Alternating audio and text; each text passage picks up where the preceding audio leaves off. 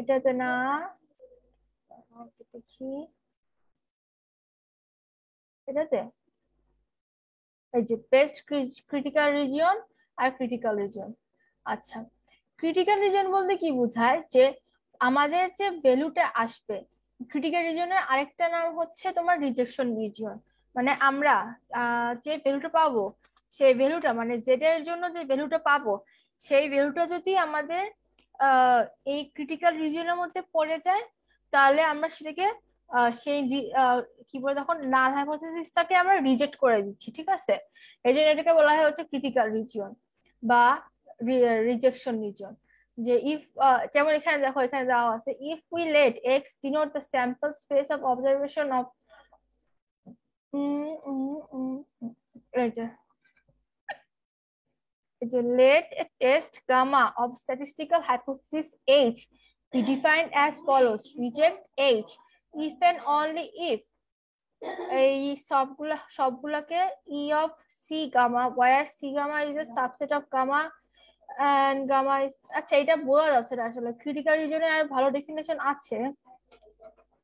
ও এই তো তোমার কম্পোজিট হাইপোথিসিস আছে, দেখছো? এটা হচ্ছে ডিসিশন রুল 14, এই না এই এই পিডিএফ টার মধ্যে, ঠিক আছে। ডিসিশন রুল 14 এই পিডিএফ আর সিম্পল হাইপোথিসিস না হাইপোথিসিস। আচ্ছা, আমি খুঁজছিলাম হচ্ছে ক্রিটিক্যাল রিজিয়নের ডেফিনেশন, না এই যে ক্রিটিক্যাল রিজিয়ন। এখানে দেখো আরো সুন্দর করে লেখা আছে যে a set of all possible values of test statistics which would cause us to reject null hypothesis।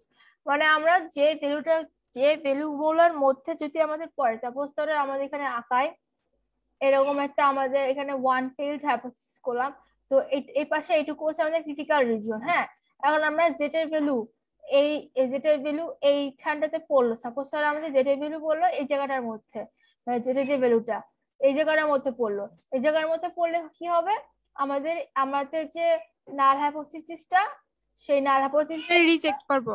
করছি।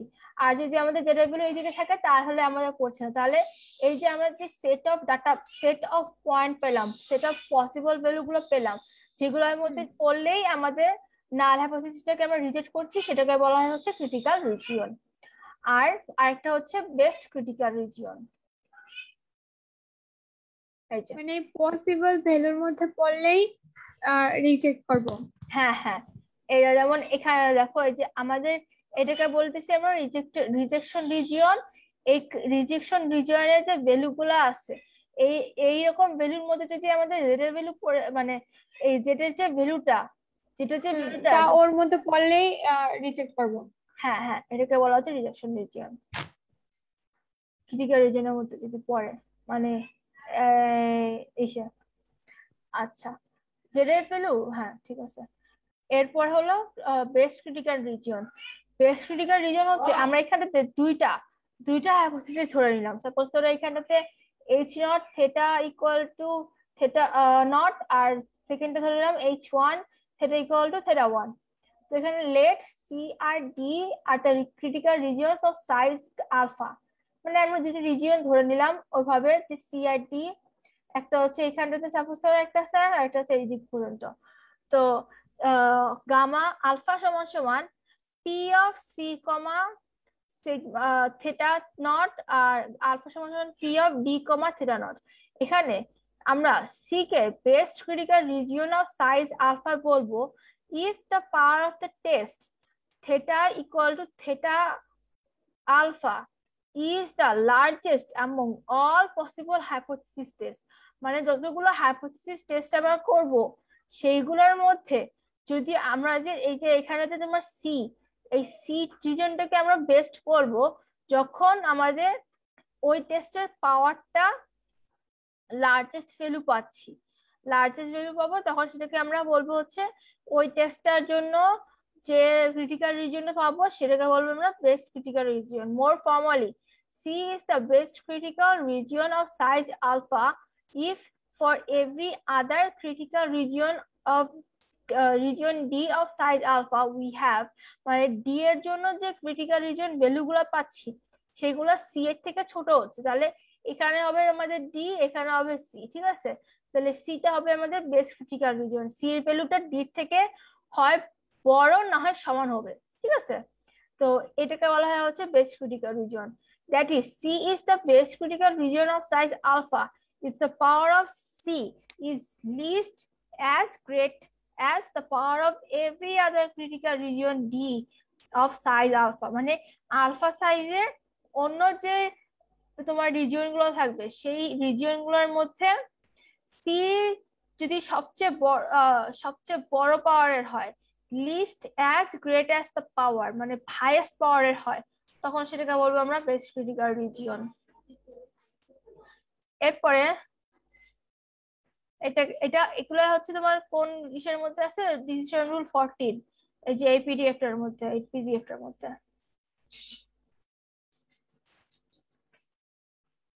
তারপরে describe the procedure of testing hypothesis, statistical hypothesis। আমরা একটা হাইপোথিসিস করে আসছি এখানেতে, তাও আবার একটু এটা দেখাই দিই। এটা হলো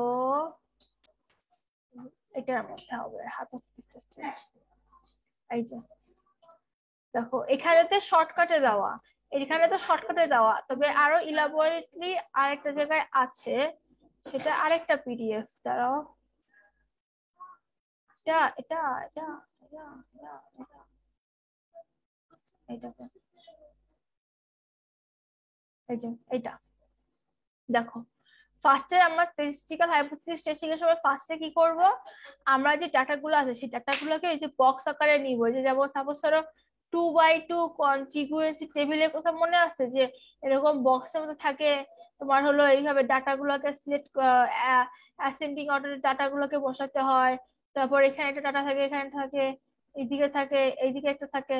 তো এরকম মানে ডাটাগুলোকে ইনিশিয়াল রিসার্চ হাইপোথিসিস মানে সবগুলো ডাটাকে সিলেক্ট করতে হয়। তারপর কি করতে হয়, আমাদের রিলিভেন্ট নাল আর অল্টারনেট হাইপোথিসিসটাকে সিলেক্ট করতে হয়।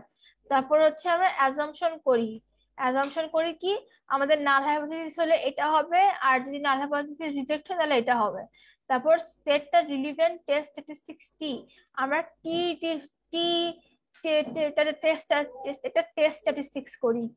তারপর derive the distribution of test statistics under the null hypothesis from the assumption। তারপর কি করি আমরা হচ্ছে টেস্ট স্ট্যাটিস্টিক্স এর আন্ডারে ভিতরে আমরা যে ভ্যালু টি ধরে নেই। তারপর টি এখানে কি টি হবে না জেড হবে, এক একটা ক্ষেত্রে এক রকম হয়। যদি আমাদের মনে করো 30 কম হয় তখন আমরা টি বলি, যদি 30 বেশি হয় তখন জেড বলি। তারপর হচ্ছে আরো অনেক ধরনের স্ট্যাটিস্টিক্যাল তোমার সিস্টেম আছে, তোমার ওই যে প্যারামেট্রিকের মধ্যে আরো অনেক টাইপের স্ট্যাটিস্টিক্স এর জন্য আর কি ক্যালকুলেশন, যেমন জেড একটা আছে, টি আছে, তারপর আরো অনেক আছে। এখন কোন ফর্মুলাটা ইউজ করবো সেটা আর কি চেক করতে হবে। তারপর হচ্ছে আমরা সেই ফর্মুলার আন্ডারে আমরা ক্যালকুলেশন করব। আর তারপর হচ্ছে আমাদের সিগনিফিকেন্স এর আন্ডারে আমাদের যে ট্যাবুলেটেড ক্যালকুলেশন, ট্যাবুলেটেড ভ্যালু যেটা সেটা নিব। এরপর আমরা আমরা এটাকে আমরা বলি কি টি ক্যাল বলি, তাই না, টি ক্যালকুলেটেড। তো ক্যালকুলেটের আরেকটা নাম হচ্ছে তোমার টি অবজার্ভ। তো এই অবজার্ভ ভ্যালুটা আর ট্যাবলেটের ভ্যালুটা কম্পেয়ার করি কত নাম্বারে, 8 নাম্বার যে decide to either reject the null hypothesis in favor of the alternate or not reject it। মানে আমরা একবার হয় নাল হাইপোথিসিসটাকে রিজেক্ট করি আর রিজেক্ট নাও করতে পারি। The decision rule is to decide the null hypothesis H naught if the observed value মানে আমাদের টিক্যাল যেটা যদি আমাদের ক্রিটিক্যাল রিজিয়নের মধ্যে পড়ে যায়, তখন কি করি আমরা, ক্রিটিক্যাল রিজিয়নের মধ্যে পড়ে গেলে এন্ড টু কি করে এখানেতে, এখানে কি লিখছে, the decision is to reject the null।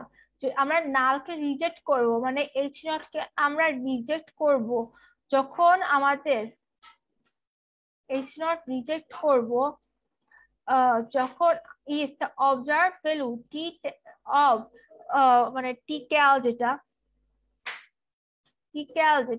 সেটা যদি আমাদের ক্রিটিক্যাল রিজিয়নের মধ্যে পড়ে যায়, তখন আমরা এইচটাকে রিজেক্ট করব আর একসেপ্ট করব আদারওয়াইজ। তার মানে যদি আমাদের ক্যালকুলেটেড ভ্যালুটা বড় হয়ে যায়, বড় ছোট হয়ে যায়, তখন হচ্ছে আমরা রিজেক্ট করব, আর বড় হইলে তখন সেটাকে একসেপ্ট করব। এই হলো আমাদের ব্যাপার। এই 8টা স্টেপ। তারপর হলো এটা গেল, এটা শেষ। এবার 3 নম্বরে, what is discrete probability distribution function? What is discrete probability distribution function? Discrete মানে কি বুঝি আমরা? পূর্ণ সংখ্যা। তো পূর্ণ সংখ্যার জন্য আমরা যে প্রবাবিলিটি ডিস্ট্রিবিউশন ফাংশনটা বানাই সেটাকে বলা হচ্ছে discrete probability distribution function. Insight Investopedia. discrete distribution বলতে বোঝায় the probability distribution that deceives the occurrence of discrete value, মানে আমাদের discrete থাকবে outcome such as 1 2 3 0, ঠিক আছে? মানে আমাদের এখানে তোমার ভ্যালু গুলা পূর্ণ সংখ্যা হতে হবে। যেমন বাইনোমিয়াল যদি হয় তখন ইয়েস নো মানে হয় 1 না হয় 0, তাই না? বাইনোমিয়াল না বার্নলি, আর বাইনোমিয়ালে হচ্ছে এরকম টাইপের। তো আমাদের প্রবাবিলিটি ট্রায়াল গুলোর মধ্যে যদি আমাদের এরকম থাকে তখন সেটাকে আমরা বলি হচ্ছে ডিসক্রিট। আচ্ছা দাঁড়াও, একটু ডিসক্রিট একটা ভালো ডেফিনেশন দেখি।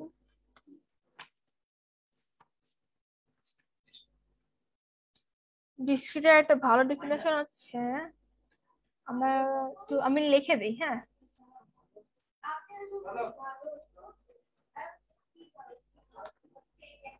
হচ্ছে দা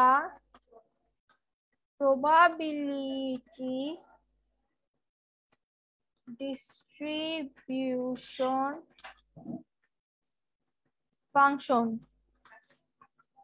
that accompanies a discrete random variable is তোমার discrete probability distribution function। মানে হচ্ছে তোমার যে probability distribution ফাংশনের মধ্যে তোমার যে probability distribution ফাংশনের মধ্যে আমরা discrete random variable পাবো, ঠিক আছে? কি রকম discrete random variable পাবো সেটাকে বলা হয় হচ্ছে তোমার discrete probability density ফাংশন। এখন এটার জন্য দুইটা রুলস আছে। রুল নাম্বার ওয়ান হলো আমাদের যে probability probability of each discrete variable is between 0 and 1, তাই না? তার মানে হচ্ছে আমাদের যে p of x আমরা যে লিখি না, যে আমাদের প্রবাবিলিটি প্রত্যেকটা ক্ষেত্রে হয় আমাদের 0 থেকে বড় হতে হবে, 0 থেকে গ্রেটার দেন আর ইকুয়াল কিসের প্রবাবিলিটির ভ্যালুটা p of x greater than or equal 1। এই হচ্ছে আমাদের ফার্স্ট কন্ডিশন। আর সেকেন্ড কন্ডিশনটা হলো আমাদের যে সামেশনটা মানে all probability summation equal to 1, summation equal to 1 মানে হলো এই যে আমরা যে সামেশন সাইন দিয়ে করি যে এভাবে summation of p of x equal to 1, এই হতে হবে। এই ফাংশনের আন্ডারে যতগুলা প্রবাবিলিটি থাকবে সবগুলোর সামেশন করে আমাদের 1 আসতে হবে। আচ্ছা, এরপরে যেটা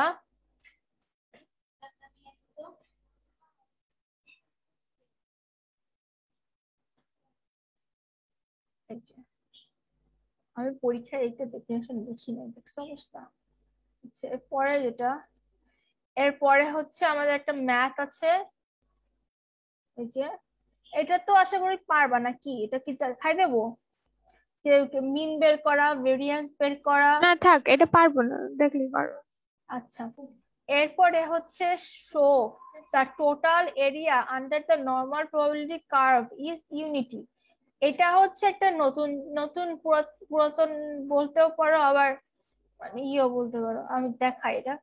এটা বলতে বোঝায় যে আমাদের যে নর্মাল ডিস্ট্রিবিউশনের ফর্মুলা হচ্ছে এই যে এটা, যে ওয়ান, মূলত এইটুকুই হচ্ছে নর্মাল ডিস্ট্রিবিউশনের ফর্মুলা। এই যে এটা আমি আবার আলাদা করে দিই, এইটুকু হচ্ছে আমাদের নর্মাল ডিস্ট্রিবিউশনের ফর্মুলা।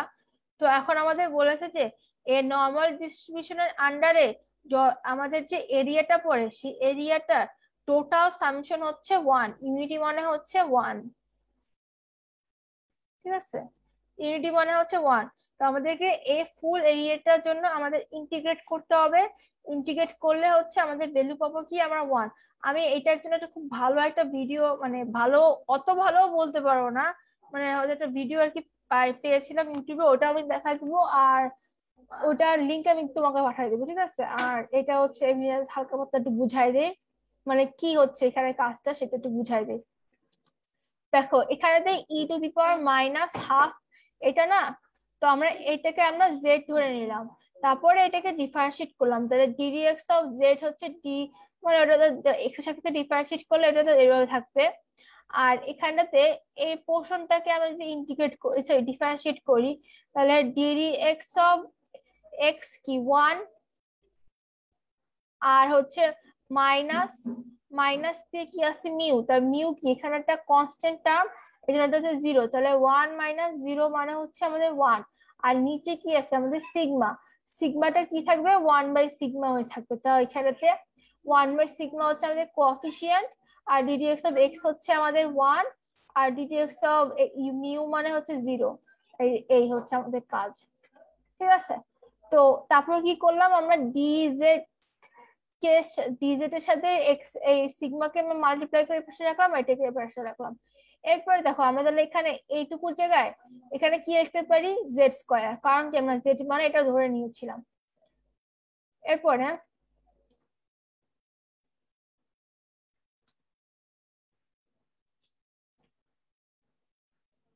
এরপরে হলো এই যে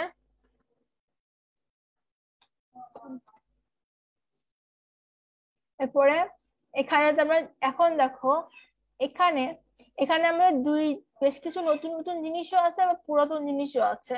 দেখো এখানেতে আমাদের যে এখানে জেড স্কোয়ার বাই টু, এই যে এইটুকু পোর্শনটা জেড স্কোয়ার বাই টু, এইটুকু আমরা আমরা এম ধরে নিলাম, ঠিক আছে। এম ধরে নিলে এখানে আমরা দুইটা জিনিস করছি, একবার হচ্ছে এখানে জেড এর ভ্যালু বের করছি, আবার হচ্ছে এদিকে এই পাশে ডিফারেন্সিয়েট করছি। তো যখন আমরা এই M Z square by two কে আমরা এভাবে লিখি, তাহলে টু এম সমান সমান জেড স্কোয়ার, তাহলে জেড সমান সমান মানে কি রুট ওভার টু এম। আবার যখন এটাকে ডিফারেন্সিয়েট করি, তাহলে এম কে ডিফারেন্সিয়েট জেড এর সাপেক্ষে ডিফারেন্সিয়েট করলে ডিএম বাই ডিজেড। আর আমরা জানি কি ডিডি জেড অফ যদি জেড স্কোয়ার করি, আমরা ফর্মুলা কি DD X of X square হচ্ছে N X to the power N minus one না, তাহলে জেড এর পাওয়ার কত এখানে টু, তাহলে টু, আর Z to the power two minus one মানে ওয়ান, মানে টু জেড। তাই এখানে টু জেড লিখলাম, টু টু কাটা গেল। তারপর কি করলাম এই ডিজেড টাকে ডিজেডটাকে মানে ফুলটাকে উল্টাই দিলাম, তাহলে এইখানে ক্রস মাল্টিপ্লিকেশনও বলতে পারো। তাহলে d m by d z সমান সমান হচ্ছে তোমার জেড। তাহলে এই ডিজেড টাকে ওই পাশে নিলাম আর জেড টাকে এই পাশে রাখলাম, তাহলে ডিএম বাই জেড সমান সমান ডিজেড। তারপর এই জেড এর জায়গায় হচ্ছে আমরা এই রুট ওভার টু এম টাকে বসাই দিলাম। এখন এত কিছু করার কারণটা কি, এত কিছু করার কারণ হচ্ছে আমরা যে ডিজেড টাকার জায়গায় আমরা এই এম এর ফাংশনটাকে আনবো আর e to the power minus M আনবো। এখন একটা জিনিস দেখো, আমি এখানে M to the power minus half না, এখানে আমি M to the power minus half সাথে যদি আমি minus plus one minus one করি, তাহলে কি কোনো সমস্যা আছে? কোনো সমস্যা কিন্তু নেই। আর আরেকটা জিনিস, এখানে একটা ভুল হয়েছে, এখানে জিরো হবে এইখানটাতে, হ্যাঁ এখানে জিরো হবে, এখানেও জিরো হবে, কারণ এখানে আমরা গামা সাবস্টিটিউশন করেছি। আচ্ছা এই জিনিসটাতে এখন যাচ্ছি। আচ্ছা এখন দেখো, আমরা এখানে মাইনাস ইনফিনিটি থেকে প্লাস ইনফিনিটি দিছি না, মাইনাস ইনফিনিটি সাপোজ তো এদিকে আমাদের মাইনাস ইনফিনিটি, আর এখানে হচ্ছে আমাদের প্লাস ইনফিনিটি, আর মাঝখানে হচ্ছে আমাদের জিরো। তো মাইনাস ইনফিনিটি থেকে জিরো পর্যন্ত যে ডিস্টেন্স, আবার জিরো থেকে শুরু করে প্লাস ইনফিনিটি পর্যন্ত কি সেম ডিস্টেন্স না? সাপোজ ধরো আমি এখানে আরেকটা যাই, ম্যাট্রিক্স যখন আমরা এটা মডুলাস করি, জিরো থেকে মনে করো এখানে আছে মাইনাস ফাইভ আর এদিকে আছে ফাইভ, তাহলে 0 থেকে -5 পর্যন্ত কত ইউনিট ডিস্টেন্স? 5 ইউনিট, তাই না? আবার 0 থেকে 5 পর্যন্ত কত ইউনিট ডিস্টেন্স? 5 ইউনিট। তো সেই সেই অনুযায়ী তাহলে 0 থেকে -ইনফিনিটির মধ্যে কতটুকু ডিস্টেন্স? ইনফিনিটি পর্যন্ত। আবার 0 থেকে ইনফিনিটি পর্যন্ত কতটুকু ডিস্টেন্স? ইনফিনিটি। তো যদি আমি এখানটাতে এই পাশেরটাকে রিমুভ করে দেই আর 0 থেকে 5 পর্যন্ত যে ডিস্টেন্সটা সেটার সাথে 2 গুণ করে দেই, তাহলে কি আমরা সেম পাচ্ছি না যে 5 আর 5 যোগ করলে কত আসতেছে? 10। আলটিমেটলি 5 গুণ 2 কত আমাদের? 10। আমরা সেটাই করব। আমরা এখানে এখানে দেখো -ইনফিনিটি ছিল, -ইনফিনিটির জায়গায় আমরা 0 কে আনবো।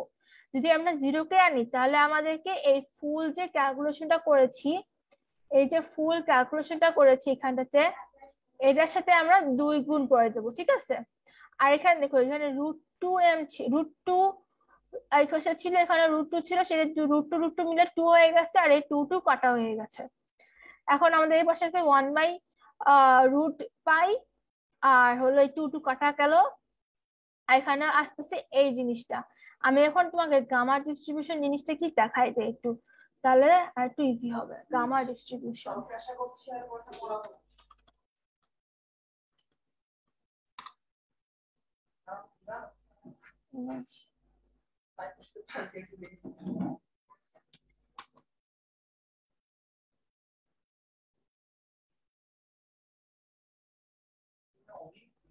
গামা ডিস্ট্রিবিউশন না, গামা কি ছিল, আমি কি দিয়ে সার্চ করছিলাম?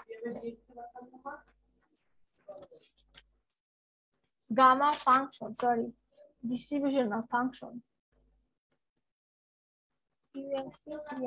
ফাংশন, এই যে গামা ফাংশনের ফর্মুলা হচ্ছে এই যে, এটা না, সরি, এটা, বা এটা এটা ভালো।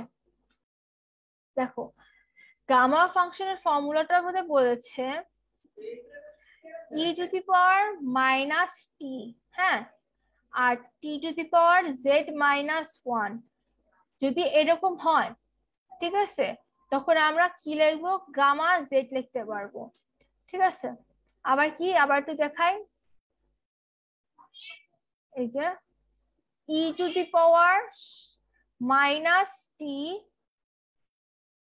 আর t⁻z−1 যদি ইন্টিগ্রাল অফ 0 থেকে শুরু করে ইনফাইনাইট হয়, e⁻−t t⁻z−1 dt হয়, তখন সেখানে আমরা কি বলতে পারি? গামা জেড, এই যে গামা যেটা। তো এখন আমরা ওই ফাংশনের মধ্যে যাই। দেখো যে এখানে দেখো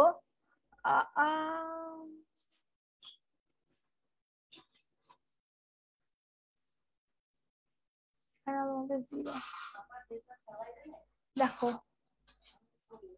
e⁻−t, তাহলে আমাদের e⁻−m, আবার t⁻z−1, এই যে মানে m⁻z−1 কিরকম ছিল? ইন্টিগ্রেশন অফ 0 থেকে ইনফিনিটি e⁻−t আর t⁻z−1 dt। এরকম থাকলে আমরা কি লিখতে পারি? Gamma z. তাহলে দেখো আমাদের এখানেতে এই যে আমাদের 0 থেকে ইনফিনিটি m⁻1, এখানেতে ½ - 1 e⁻−m, তাহলে এই দেখো e⁻−t মানে e⁻−m, t⁻z−1 তাহলে m⁻½ - 1, তাহলে আমরা এখানে কি লিখতে পারবো? Gamma z. তাহলে এই যে গামা পাই হাফ।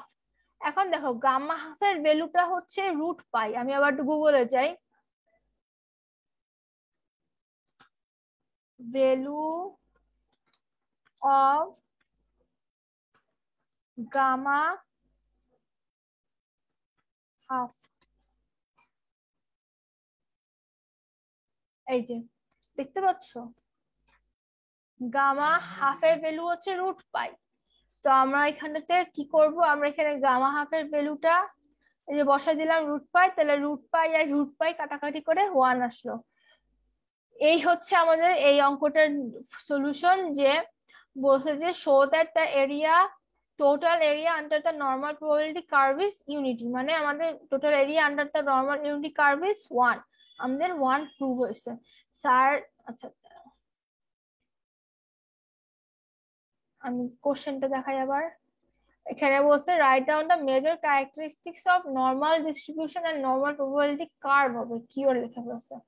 তো এইটা হচ্ছে এই যে আমাদের যে নর্মাল প্রবাবিলিটি ডিস্ট্রিবিউশন, এই যে নর্মাল প্রবাবিলিটি ডিস্ট্রিবিউশন হচ্ছে এটা, এফ অফ এক্স 1/সিগমা root over 2 pi e to the power minus half, এখানে হচ্ছে তারপরে X bar minus, sorry X minus mu, এইটা আমাদের ফর্মুলাটা না। তো এখন এখানে এই যে এখানে দেখো দিয়েছে নর্মাল ডিস্ট্রিবিউশন নর্মালিটি কার্ভ, যে চিফ ক্যারেক্টারিস্টিক্স গুলা, এই যে আমাদের ক্যারেক্টারিস্টিক্স গুলো, যেমন আমাদের যে কার্ভ ইজ বেল শেপ, মানে ওই যে আমাদের কার্ভটা কিরকম ছিল, এরকম ছিল না, বেল শেপ ছিল। তারপর সিমেট্রিক্যাল, আর এক্স সমান সমান মিউ, এক্স হচ্ছে এখানে একদম সেন্টারে ছিল। তারপর মিন মিডিয়ান মুড হচ্ছে ইকুয়াল ভ্যালু, মানে এখানে কনসাইড না লেখে তুমি ইকুয়ালও দেখতে পারো। তারপর এগুলো হচ্ছে স্কিউনেস আর কর্টোসিস মনে আছে, তো এটা হচ্ছে এটা সমান সমান 0। তারপরে আরো অনেকগুলো এখানে দেওয়া আছে পরপর, এগুলাই লেখা দিলে হয়ে যাবে। আমি হচ্ছে এ পর্যন্ত লিখেছি, এই যে এই 10:12:15 এই পর্যন্ত করছি, এরপর এগুলো আর দেইনি এটার জন্য, এটা তো হচ্ছে বেশি না, 1.75 মার্কসের, এ কারণে ওইটুকু। আর এই লাস্টের অঙ্কটা খুবই মজা আছে, what do you mean by mathematical expectation. আচ্ছা, আমরা যে এক্সপেকটেশনের অঙ্ক করছি না, তো ওই এক্সপেকটেশনের অঙ্ক আর এই সেম, লিখে দেখাই। এই যে ম্যাথমেটিক্যাল এক্সপেকটেশন কি বোঝায়, যে mathematical expectation, also known as expected value, which is the summation of all possible values from random variable. It is also known as the product of probability of event occurring, denoted by P of x, and the value corresponding with the actual observed occurrence of the event. মানে হলো এই যে আমরা যে এখানে যে আমরা calculation করেছিলাম না, এই যে এখানে দেখো এই যে এক্সপেক্টেড ভ্যালু, এটা হচ্ছে আমাদের ম্যাথমেটিক্যাল এক্সপেকটেশন। যতক্ষণ আমাদের এটা ডিসক্রিট হয়, কি ডিসক্রিট মানে আমাদের এই যে কোশ্চেনের মধ্যে যে ভ্যালু গুলো দেওয়া আছে দেখো, এই যে কোশ্চেনের মধ্যে যে ভ্যালু গুলো, এগুলো কি পূর্ণ সংখ্যা না, ডিসক্রিট মানে দশমিক তো না, এ কারণে এটাকে আমরা বলি কি কি, এগুলোকে ডিসক্রিট বলি। তো ডিসক্রিট যখন হয় তখন হচ্ছে আমরা কি করি, আমরা সামেশন করি কিসের, xi into P of xi। এই পি অফ xi মানে কি, আমাদের প্রবাবিলিটি অফ xi, আর এই xi হচ্ছে আমাদের যে প্যারামিটারের যে ভ্যালুটা। তো এইটাকে বলা হয় হচ্ছে ম্যাথমেটিক্যাল এক্সপেকটেশন, সেটাকে এখানে সুন্দর করে একটু লিখে দিচ্ছে যে it is also known as the product, এই যে আমরা গুণ করছি না, of probability of N event occurring, এই যে পি অফ এক্স এর সাথে অ্যাকচুয়াল যে অবজার্ভ যে ইভেন্টটা, সেটা গুণফল যেটা পাচ্ছি, সেটাকে আমরা বলতেই হচ্ছে আমাদের এক্সপেকটেশন। আর এক্সপেকটেশন হচ্ছে সামেশন, যে সবগুলোকে আমরা সামেশন করে দিচ্ছি। এটা হলো ম্যাথমেটিক্যাল এক্সপেকটেশন, আর সুন্দর করে লিখতে হবে। তারপরে এই যে এই অঙ্কটা 660 ওয়ার্কার্স ওয়ার্কস এ গার্মেন্ট ফ্যাক্টরি। আচ্ছা দেখো, এখানে আমাদের টোটাল ওয়ার্কার কতজন, 660 জন, তাই না? আর হলো আমাদের বলে দিয়েছে যে গার্মেন্ট ফ্যাক্টরিতে কাজ করে, আর ব্যাক পেইন আছে চেয়ার ডিজাইনের জন্য। এখন মেল আর ফিমেল রেশিও হচ্ছে 1:1.2, আর 37% মেল কি করে তোমার ব্যাক পেইন হয়, আর 100 জনের ফিমেলে কোনো ব্যাক পেইন নেই। তাহলে আমাদের টোটাল কতজন আছে, 660 জন।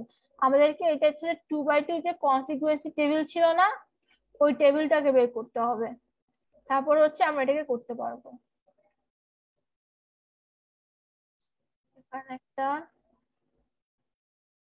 এখানে একটা, নিচে একটা, এই একটা, আচ্ছা নিচে আরেকটা দেবে,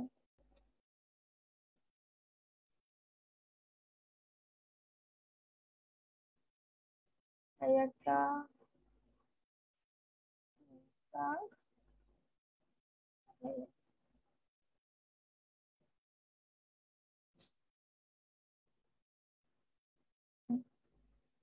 আমাদের টোটাল মানুষ কয়জন? 660 জন। তাহলে 660। এবার আমরা কি করব, আমরা ফিমেল আর মেলদেরকে আলাদা করব। তাহলে আমাদের ফিমেল এখানে কত, মানে আমাদের ভ্যালু আগে বের করতে হবে। আচ্ছা আমি তো এখানে রাফ করতেছি, এক মিনিট মো। পেয়েছি। তো দেখো আমি এখানে দিলাম হলো, এটা হলো আমাদের মেইল।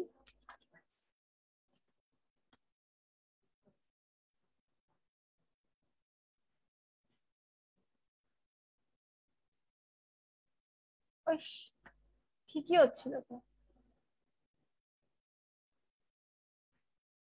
আর এখানে দিলাম হলো আমাদের ফিমেল। এবার আমরা আর কি আমাদের যে ভ্যালু আছে এগুলো দিয়ে কি ভ্যালু গুলো বের করবো, দেখো কি করে করি। এখানে লিখি হচ্ছে yes back pain, back pain.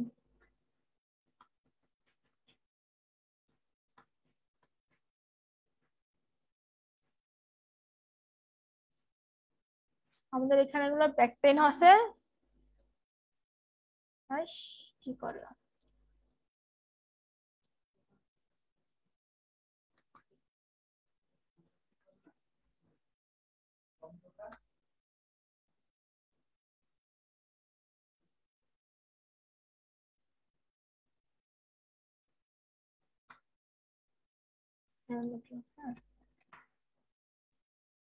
Back pain এখানে দিলাম হচ্ছে ইয়েস, আর এখানে দিলাম হচ্ছে নো।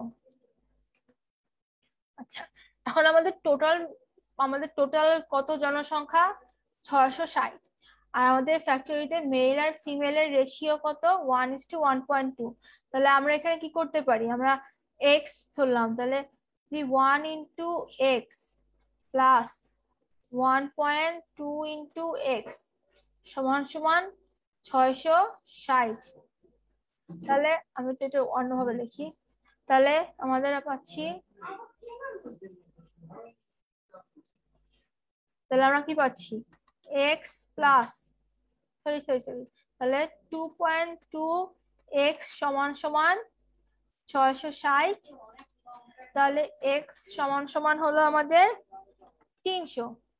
ক্যালকুলেশন করলে 300 আসে, ঠিক আছে।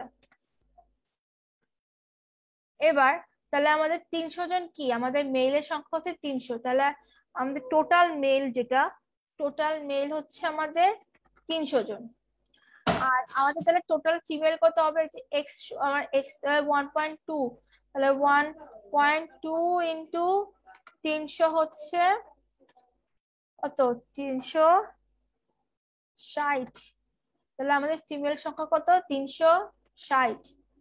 এবার দেখো আমাদের বলছে 37%, এই যে 37% মেল হচ্ছে আমাদের ব্যাক পেইনে ভোগে। তাহলে আমাদের 300 গুণ 37/100, তাহলে আমাদের এখানে কত আসে, 111। তাহলে 111 জন মানুষের ছেলেদের আমাদের ব্যাক পেইন আছে। তাহলে কয়জনের ব্যাক পেইন নাই, তাহলে 189 জনের ব্যাক পেইন নাই। তারপর ফিমেলে বলছে কি 100 জন ফিমেলের ব্যাক পেইন আছে, যেখানে লেখা দিয়েছে 100 জনের ফিমেলের ব্যাক পেইন আছে। তাহলে এখানে 100 জনের, সরি সরি সরি, 100 জনের এখানে ব্যাক পেইন আছে বলে এখানটাতে যাবে হচ্ছে 100। আর তাহলে আমাদের কয়জনের নাই, 260 জনের নাই।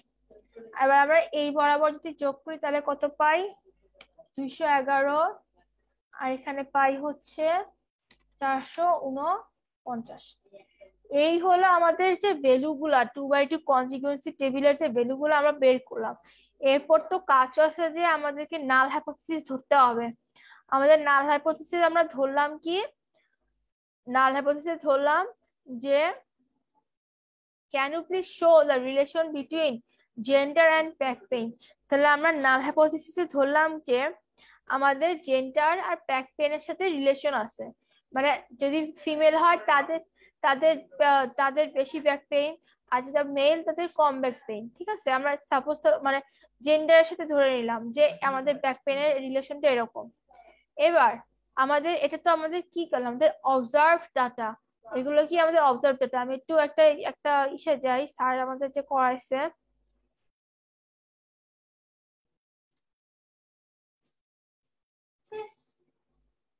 এই যে স্যার একটা আমাদের যে করিয়েছে এখানে দেখো,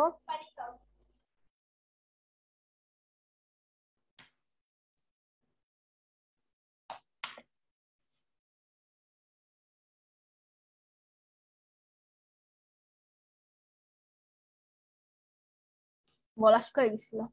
দেখো এখানটাতে এটা হচ্ছে আমাদের অবজার্ভ ডাটা দেওয়া ছিল, আর তার নিচেই হচ্ছে আমাদের, আমরা হচ্ছে কি আ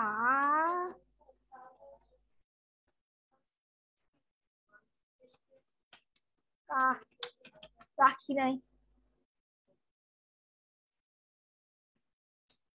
আচ্ছা যাই হোক, অবজার্ভ ডাটা ছিল আর এটা হচ্ছে আমাদের এস্টিমেটেড ডাটা। তোমাদেরকে আমরা আমাদের অবজার্ভ ডাটা পেয়ে গেছি, এখন আমাদের এস্টিমেটেড ডাটা আমরা বের করবো কি করে। আমাদের যে রো ওয়ান আর কলাম ওয়ান, মানে আমাদের এখানটাতে R1 আর C1 এর ভ্যালুকে আমরা টোটাল দিয়ে ডিভাইড করব। তা দেখো R1 এর ভ্যালুটা কি, R1 এর ভ্যালু হচ্ছে এই যে এখানে যেটা ছিল রো ওয়ান, দেখো 701 আর সরি 701 আর 463, এই যে 701 আর 463 এটার জন্য আমরা বের করব। ঠিক আছে, ডিভাইড হচ্ছে টোটাল সংখ্যা, টোটাল সংখ্যা। তাহলে আমাদের চারটার জন্য এরকম এস্টিমেটেড ভ্যালু বের করতে হবে। এস্টিমেটেড ভ্যালু বের করার পরে আমাদের এখানে যে অবজার্ভ ডাটা গুলো ছিল, সেই অবজার্ভ ডাটা থেকে এস্টিমেটেড ডাটাকে মাইনাস করে সেটাকে হোল স্কয়ার করতে হবে, আর তারপর হচ্ছে সেটাকে ডিভাইড করতে হবে এস্টিমেটেড ডাটা দিয়ে। ঠিক আছে, তারপরেই আমরা কাজ করে ভ্যালু পাবো। তাহলে আমি একটু এটাকে শর্টকাটে আমার একটা সাইট আমি বাই করছিলাম, হ্যাঁ ওখানটাতে এটা দেওয়া ছিল।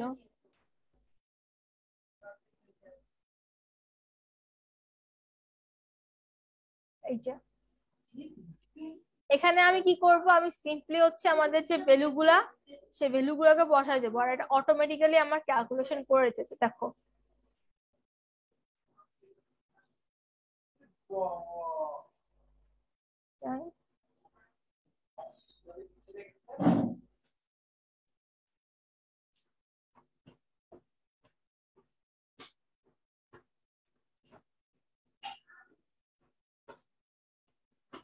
এই যে আমার তাহলে অবজার্ভ ফ্রিকোয়েন্সি, আমাদের অবজার্ভ ভ্যালু গুলো আমি এখানে বসাই দিলাম। আর আমাদের অবজার্ভ ভ্যালু কি কি ছিল, 111, তারপর হলো 100 এত, তারপর হলো এখানে 100, আর এখানে হচ্ছে 260। এই হলো আমাদের তাহলে এখন আমরা ক্যালকুলেটেড ভ্যালু, এস্টিমেটেড ভ্যালু গুলা এখানে বের করে ফেললাম। আর হলো তাহলে আমাদের কাই স্কয়ারের ভ্যালু এখানে আসে হচ্ছে 6.399। ঠিক আছে, আর আমাদের এই যে কোশ্চেনের অনুযায়ী, কোশ্চেনের মধ্যে কাই স্কয়ারের ভ্যালু কত দেওয়া ছিল, 3.84 না। তাহলে আমাদের, আমি এই ক্যালকুলেশন যেটা, এই যে ক্যালকুলেশন যেটা, এই ক্যালকুলেশন করার জন্য স্টেপস গুলো হয়তো আমি দেখাই দিচ্ছি, তুমি কি পারবা তো। মানে আমি তো এখানে ডিরেক্টলি এখানে ক্যালকুলেশনটা তোমার দেখানোর জন্য দেখালাম, আর যদি স্টেপ বাই স্টেপ করতে হয় তাহলে আমাদেরকে হলো, এই দেখো আমি একটা স্যাম্পল দেখাই দিই, হ্যাঁ। যেমন এখানে 111, এখানের জন্য 95.91, এটা আসছে কি করে। তাহলে এই ফার্স্ট বক্সের জন্য এক্সপেক্টেড ফ্রিকোয়েন্সিটা আসার জন্য নিয়ম হলো এক্সপেক্টেড, এক্সপেক্টেড ফর 1 1। ঠিক আছে, মানে এই যে ফার্স্ট রো ফার্স্ট কলাম সমান সমান হচ্ছে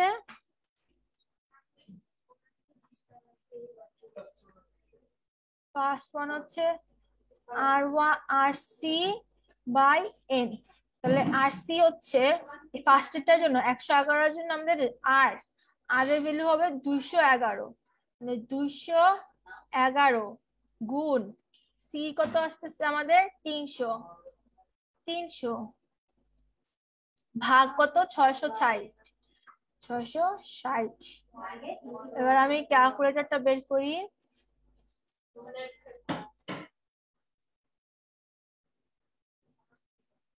211 গুণ 300 ভাগ 660। দেখো 95.90 তো 909, তো এটাকে আমরা কি করে বসাইছি 90.91, 95.95 না, যেটা লেখাচ্ছি 95.91। তাহলে এই ভ্যালুটাকে বের করাতে বুঝছো, আর বাকি তিনটে কি দেখানো লাগবে? অমৌ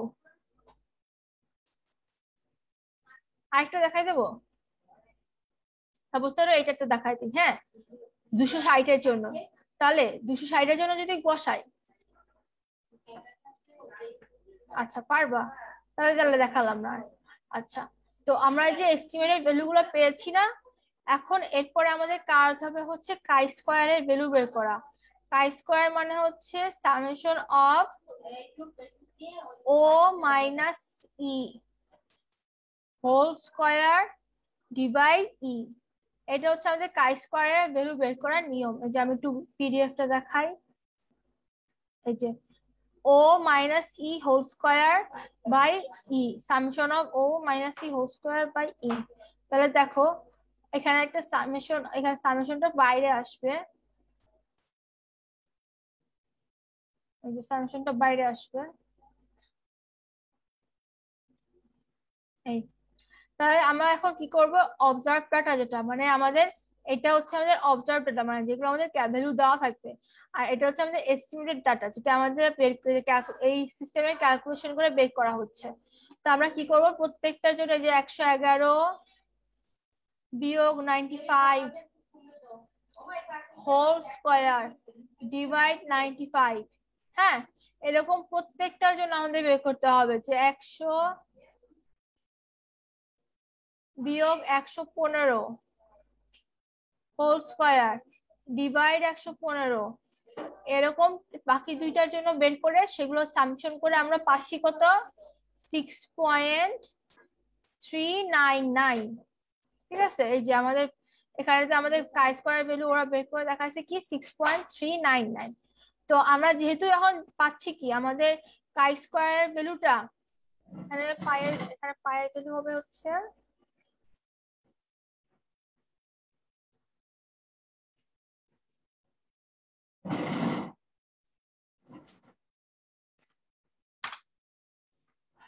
পায়ের ভ্যালু এখানে এডিট করে জানবে, আচ্ছা এডিট করা যায় না। পায়ের আমাদের কাই স্কয়ার ভ্যালুটা যদি আমাদের ইসের থেকে বড় হয়ে যায়, কি বলে আমাদের যে গিভেন ডাটা, এই যে গিভেন ডাটা কত 3.84, 3.84 এর থেকে আমার 6.399 বড় বড় হয়ে গেছে বলে আমরা বলবো কি, আমরা এইচ নট কে রিজেক্ট করবো। যে আমরা যেটা বলে আসছি ক্যালকুলেটেড ডাটা যদি আমাদের ক্যালকুলেটেড বড় হয়ে যায় আমাদের টেবুলেটেড ডাটা থেকে, ট্যাবুলেটের থেকে ক্যালকুলেট বড় হয়ে যায়, তখন আমরা এইচ নট কে রিজেক্ট করব। তাহলে আমাদের এখানেতে নাল হাইপোথিসিস থেকে রিজেক্ট করলাম, তার মানে নাল হাইপোথিসিসে আমরা কি বলেছিলাম, নাল হাইপোথিসিসে আমরা বলেছিলাম যে আমাদের এখানে তোমার রিলেশন আছে কাছে বিষয়ের মধ্যে জেন্ডার আর ব্যাক পেনের মধ্যে।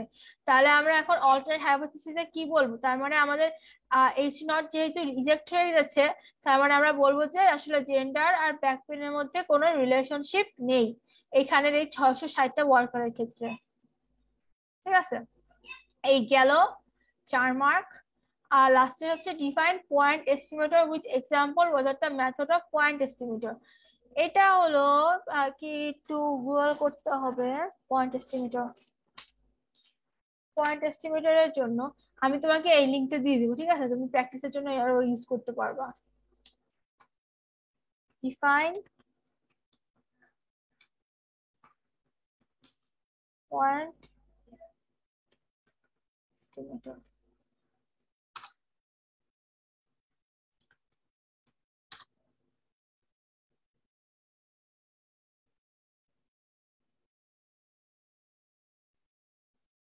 আচ্ছা, পয়েন্ট এস্টিমেটরটা কি বলা হচ্ছে যে point estimator are functions that are used to find an approximate value of a population parameter from a random sample. The শেষ, they use the sample data of a population to calculate the point estimate of sample and serves the best estimate for the unknown population parameter. মানে হলো এই দেখো আমাদের কি থাকবে, আমাদের একটা ফাংশন দেওয়া থাকবে এবং এই ফাংশনের জন্য আমাদের কিছু অ্যাপ্রক্সিমেট ভ্যালু আমরা পাবো পয়েন্টে। এখন এই পপুলেশন প্যারামিটার থেকে আমরা র্যান্ডম স্যাম্পল যেটা সিলেক্ট করব, সেই র্যান্ডম স্যাম্পলের জন্য আমরা কিছু অ্যাপ্রক্সিমেট ভ্যালু পাবো। আর হচ্ছে they use the sample of the population to calculate the point estimate or statistic that serves the best। তারপর হচ্ছে আমাদের যে ভ্যালুটার জন্য মানে যে স্যাম্পলটার জন্য যে এস্টিমেটটার জন্য আমরা তোমার বেস্ট এস্টিমেশন পাবো, সেটাকে that unknown parameter of population, মানে পপুলেশনের ওই আননোন প্যারামিটারের জন্য যে বেস্ট ভ্যালুটা আমরা পাবো, এস্টিমেট মানে হচ্ছে কি প্যারামিটারের ভ্যালু, সেটাকে বলা হয় হচ্ছে পয়েন্ট এস্টিমেশন। শেষ এইখানে এই। আর তারপরে বলেছি কি what are the method of point estimation, এটা আসলে আমি পাই না, এটাতে গুগল করতে হবে। মেথড এই যে method of moment, method of likelihood estimator, method of point estimator তাহলে অবভিয়াসলি আছে এই যে common methods of find point estimator, তাহলে এই যে এই দুইটাই মেথড অফ মোমেন্ট একটা আর ম্যাক্সিমাম লাইকলিহুড এস্টিমেটর। তো স্ট্যাটিস্টিক্স এর এইখানে আপাতত মানে কম বেশি যে যে জিনিসগুলো আর কি মানে প্রবলেম থাকতে পারে সেগুলো আর কি দেখা দিলাম। আর তুমি ট্রাই করো আর পিডিএফ গুলো দেখো আর কি বলবো, আর অ্যাসাইনমেন্টটা রেডি করে ফেলো, ঠিক আছে? শেষ করে দিলাম তাহলে মিটিং, কি বলে রেকর্ডিংটাকে অফ করে দিই।